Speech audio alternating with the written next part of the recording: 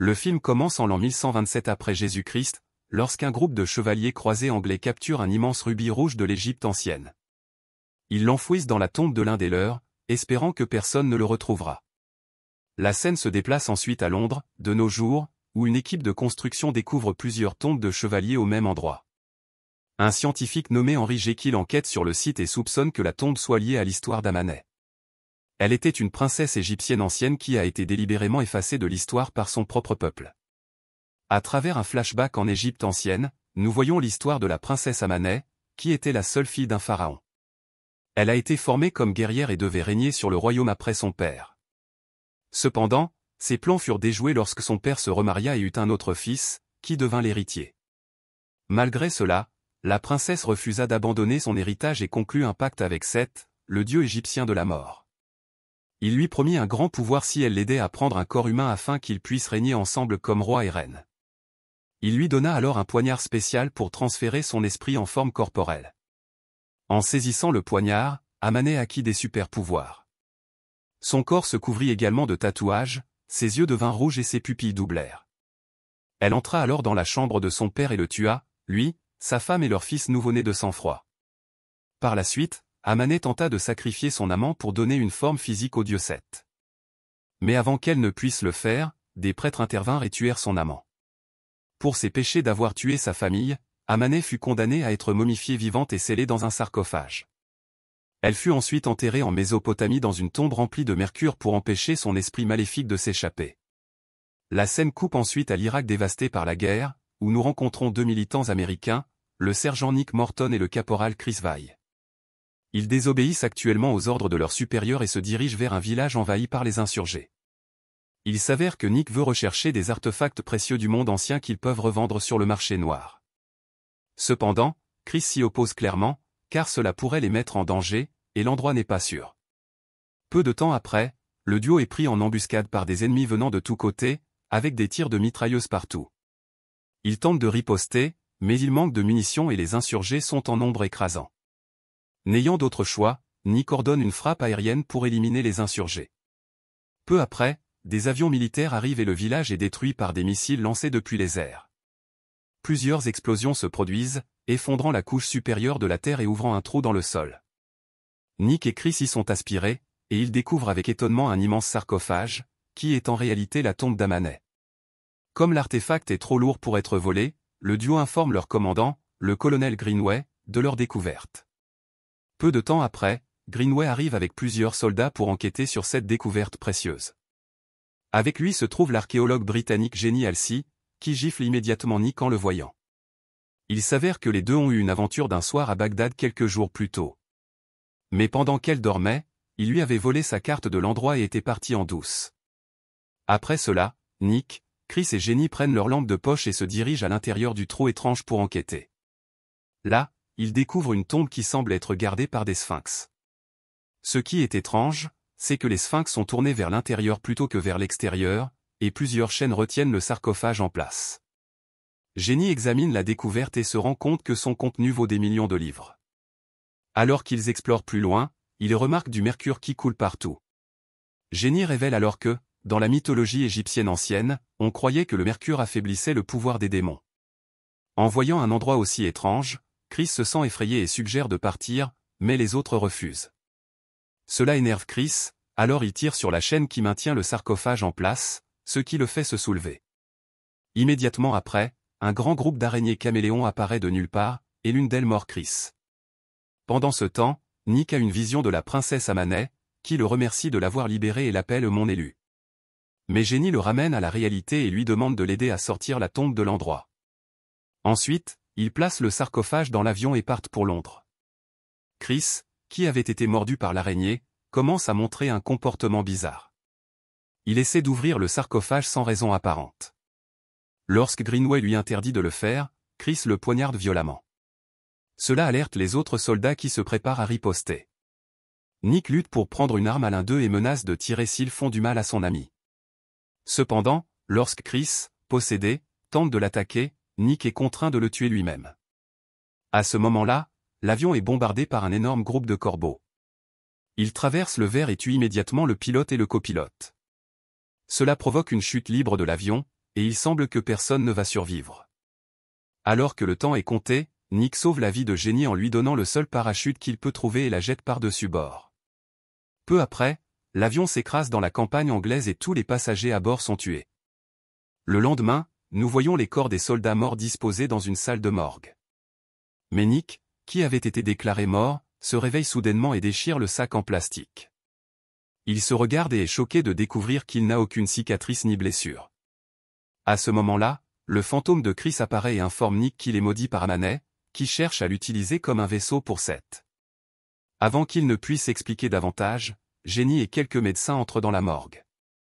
Ils ne peuvent pas voir le fantôme de Chris, mais ils sont choqués de voir Nick vivant et en bonne santé. Dans un autre endroit, sur le site du crash, 2 officiers inspectent les débris. L'un d'eux remarque que le sarcophage a été ouvert lors du crash. Il aperçoit la momie d'Amanet et appelle son partenaire pour qu'il vienne voir. Mais soudainement, Amanet se réveille et lui plante sa main dans l'œil. Elle le tue ensuite et absorbe son énergie par la bouche. Quelques instants plus tard, le second officier arrive et est horrifié de trouver le corps mutilé de son partenaire. Il tente de s'enfuir, mais Amanet le tue et absorbe également son énergie. Ce processus la régénère et lui donne plus de traits humains.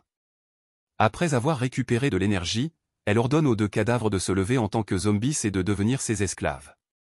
Dans une autre scène, Nick et Jenny sont au pub, essayant de comprendre comment il est revenu à la vie. Jenny le remercie de l'avoir sauvé et explique qu'elle a lu les hiéroglyphes sur le sarcophage. Elle raconte ensuite l'histoire de la princesse égyptienne Amanet et du dieu de la mort, Seth. Jenny l'informe également à propos d'un artefact ancien connu sous le nom de dague de Seth. Son manche est surmonté d'un rubis, et seule la dague et la pierre ensemble peuvent donner à Seth le pouvoir d'acquérir une forme physique. Jenny est certaine que cet artefact est caché quelque part en Europe, car il a été volé par des croisés anglais. Après cela, le duo arrive sur le site de l'avion écrasé. Mais Nick conduit Jenny, qui est toujours perplexe, dans un ancien bâtiment abandonné. Il s'avère que c'est le lieu de repos des tombes où les croisés anglais ont été enterrés. En explorant le site, Nick perd connaissance et se retrouve soudainement dans une église, où plusieurs zombies le capturent et le retiennent. À ce moment-là, Amanet fait son entrée grandiose et l'appelle son élu. Elle détruit ensuite une statue, révélant la dague qui y était cachée. Amanet tente de terminer le rituel qui transformera Nick en Seth, mais elle s'arrête brusquement lorsqu'elle remarque que le rubis a disparu du pommeau de la dague. Jenny arrive également sur place, ce qui distrait Amanet et ses zombies.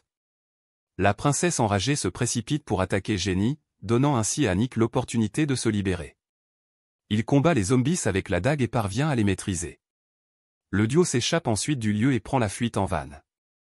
Mais plusieurs zombies apparaissent sur leur chemin, ce qui provoque une embardée du van et un accident. Dans les suites de l'accident, Amanet s'approche lentement des débris, mais soudainement, plusieurs hommes armés apparaissent et la tirent avec des balles à tête de mercure.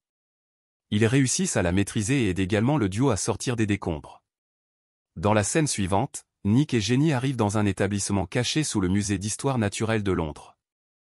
Alors que Nick traverse ces couloirs, il remarque des artefacts étranges, dont un crâne avec des crocs et un avant-bras écailleux. Il rencontre finalement Henry Jekyll, qui s'avère être le patron de Jenny. Le scientifique se présente comme le leader de Prodigium, une organisation secrète dédiée à la découverte et à la contournement des forces obscures. Pendant ce temps, Amanet est fortement maîtrisée, avec du mercure injecté dans ses veines pour la maintenir sous contrôle. Henry informe alors Nick que son établissement est le seul capable d'éliminer sa malédiction. Mais Amanet dit que son destin est scellé et que la malédiction ne peut être annulée. Parallèlement, une autre équipe archéologique de Prodigium est vue en train d'examiner la tombe des croisés. Ils découvrent soudainement le rubis, qu'Amanet apprend également grâce à ses pouvoirs. Pour se libérer, elle invoque une araignée et lui ordonne de se glisser dans l'oreille d'un technicien de Prodigium. Le technicien possédé détruit ensuite un composant de la machine qui pompe du mercure dans ses veines. Plus tard, Henry et l'équipe sont également informés de la découverte du rubis. Henry tente de s'injecter un sérum, mais Nick l'arrête et exige des réponses sur ce qu'il compte faire ensuite. Le scientifique révèle qu'ils doivent tuer Nick, car il est le vaisseau qu'Amanet a choisi pour faire entrer Seth dans le monde. Cela met Nick en colère, mais Henry insiste sur le fait que c'est un sacrifice nécessaire pour le bien de l'humanité. Ne voulant pas abandonner sa vie, Nick vole le sérum d'Henry et tente de fuir, mais cela s'avère être une grosse erreur. Il s'avère que le scientifique a une personnalité divisée et qu'il s'injecte régulièrement le sérum pour éviter la transformation. Mais il perd maintenant le contrôle et se transforme en son alter ego sadique et violent, Edward Reed. En voyant cela, le garde parvient à emmener Jenny. Cependant, Nick reste enfermé avec le monstre éveillé, qui commence à le frapper brutalement. Jenny tente désespérément de briser la vitre par balle pour le sauver, mais en vain. Juste au moment où les choses semblent sombres pour notre héros, il parvient à saisir la seringue et à l'injecter dans le scientifique enragé. Après que la situation se soit enfin calmée, Nick et Jenny quittent l'établissement pour trouver le rubis et le détruire. D'autre part, Amane parvient à se libérer de ses chaînes et tue plusieurs soldats. Elle absorbe l'énergie vitale de nombreux hommes de Prodigium avant de récupérer la dague de Seth. Ensuite, elle libère ses pouvoirs sombres pour briser tout le verre du QG de Prodigium. Elle arrive ensuite à la tombe des croisés et ressuscite les cadavres des chevaliers. Sous son commandement, les zombies massacrent rapidement tous les soldats de Prodigium dans la tombe. Cela permet à Amane de récupérer le rubis manquant et de le remettre sur le pommeau de la dague. Ailleurs, Nick et Jenny rencontrent le fantôme de Chris, qui les guide vers le rubis. Cependant, en chemin, ils sont interceptés et attaqués par les cadavres des croisés. Les zombies détruisent un mur, les faisant tomber dans les eaux des égouts. Mais malgré les obstacles, le duo se bat courageusement contre eux, Nick parvenant à écraser et déchirer leur tête. Après s'être finalement libérés, ils tentent de rejoindre la surface et de partir. Mais malheureusement, Amane apparaît de nulle part et entraîne Jenny sous l'eau. Nick lutte pour la rattraper, et lorsqu'il atteint Jenny, elle est déjà morte. Dévasté, Nick lance une attaque contre Amane de toutes ses forces. Mais il est évidemment de loin inférieur à elle et finit par être blessé.